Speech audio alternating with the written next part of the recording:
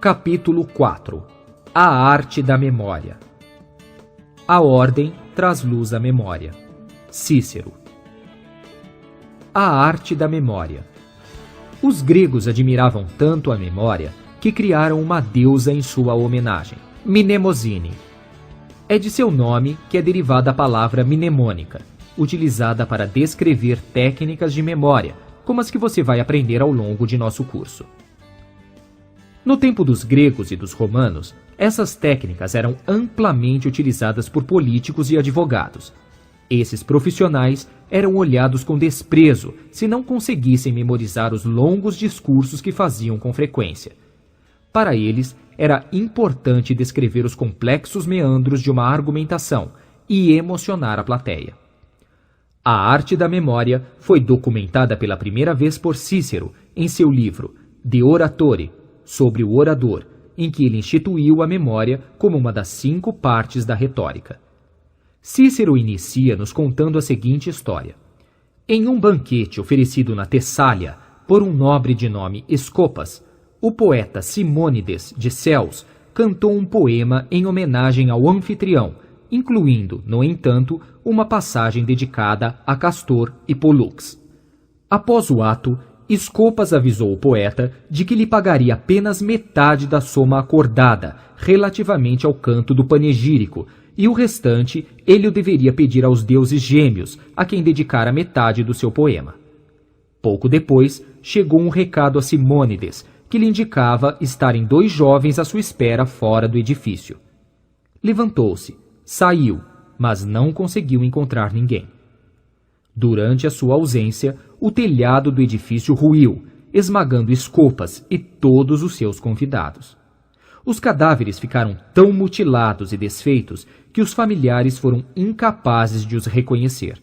No entanto, Simônides lembrava-se dos lugares em que cada um estava sentado à mesa e, assim, conseguiu indicar aos familiares quais eram os seus mortos. A chamada dos jovens invisíveis, Castor e Pólux, tinha graciosamente pago a sua dívida ao poeta pelo panegírico, fazendo-o evitar a morte. Esta teria sido a experiência que sugeriu ao poeta os princípios da arte mnemônica, do qual se diz ter sido Cícero o inventor.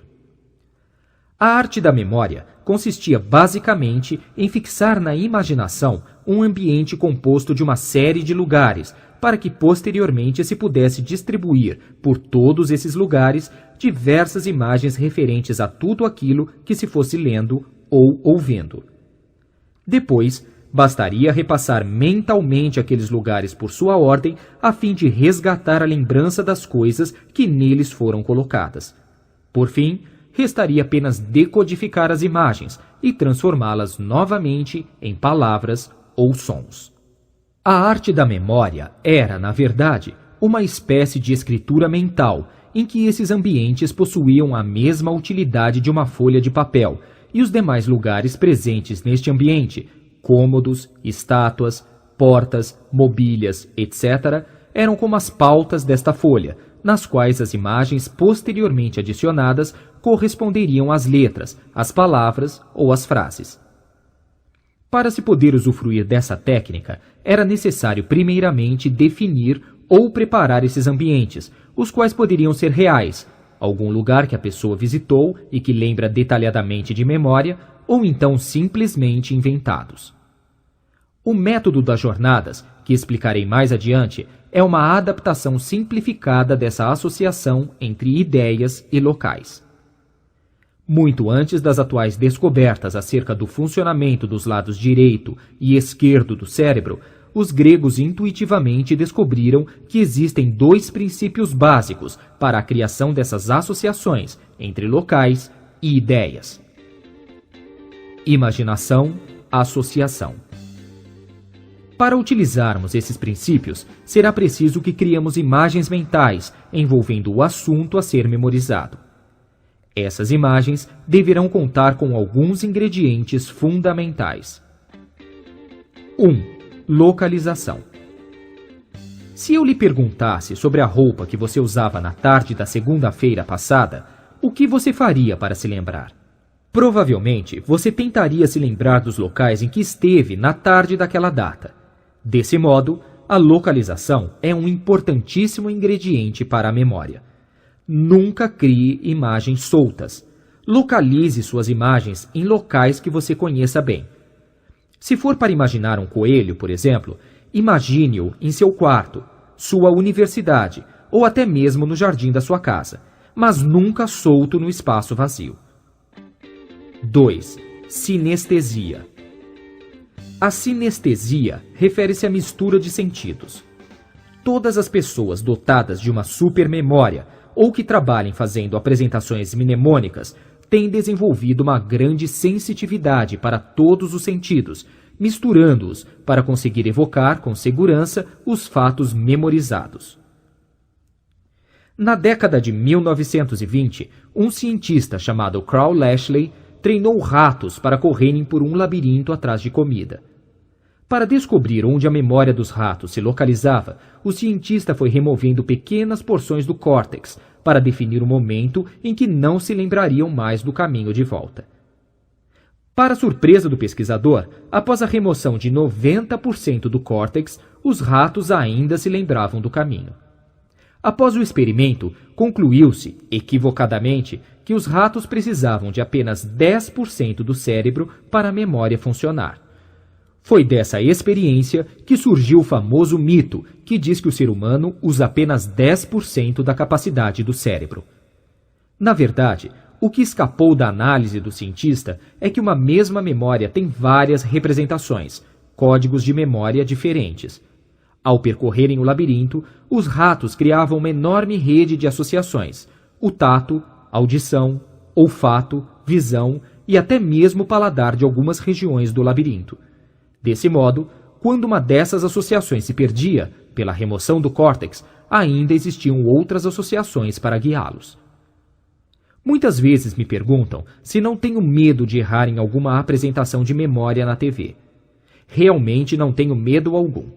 O motivo? Uso sempre a sinestesia. Criando uma grande rede de associações sobre o assunto a ser memorizado, tenho a segurança de que, ao menos uma delas, será memorável. Sei que muitos de vocês não se interessam em tornar-se um mentatleta. No entanto, seria interessante que vocês utilizassem um pouco mais seus sentidos para estudar. Anotações coloridas estimulam a visão. Evocar, contar com suas próprias palavras em voz alta, estimula a audição e a capacidade de articulação sobre o assunto. Ao estudar sobre a Amazônia, por que não imaginar o cheiro das folhas das árvores? 3. Movimento. Em qualquer associação mental, ao imaginarmos movimentos amplos e rápidos, nossa fixação é bem maior. 4. Simbolismo. Substitua palavras abstratas ou termos técnicos por outras palavras que sejam fáceis de imaginar. Assim, se lhe for pedido para memorizar a palavra paz, melhor seria imaginar uma pomba. Caso queira memorizar a palavra violência, imagine um revólver ou algo que lhe remeta à violência. 5. Sensualidade. Todos nós temos uma excelente memória nessa área. Não se sinta constrangido ao utilizá-la. 6. Humor. Imagens divertidas são mais facilmente retidas na memória. Divirta-se com suas imagens mentais. 7. Desproporção, exagero. Imagens fora de proporção ou ilógicas fixam-se mais facilmente em nossa memória. Exemplo: se você for imaginar um elefante e uma barata, coloque a barata em um tamanho gigantesco e o elefante minúsculo. 8. Cores. Sempre que possível, torne suas imagens as mais coloridas possíveis para facilitar sua retenção.